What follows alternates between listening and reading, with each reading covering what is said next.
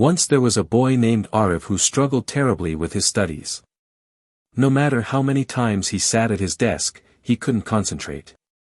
His mind would wander to trivial things, birds outside his window, the ticking clock, even the pattern on his notebook. Days passed, and Arif felt frustrated. He knew he wanted to succeed, but every attempt seemed to fail.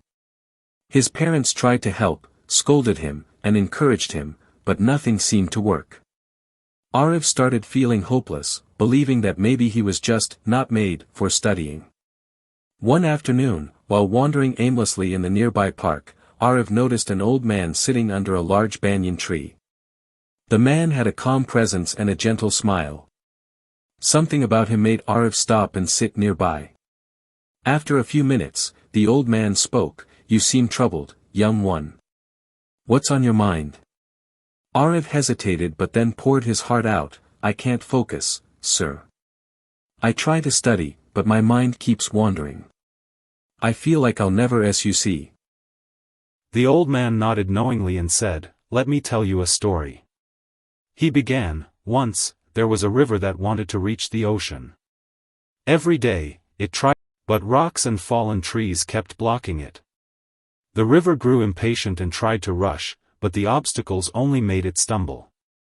Then one day, it realized something important: it didn't have to overcome everything at once. By flowing steadily, gently, and persistently, it slowly found its path around the rocks. Over time, it reached the ocean. Inside him. For the first time, he didn't feel like giving up." The old man's words were simple, yet powerful. They gave him hope and a sense of direction.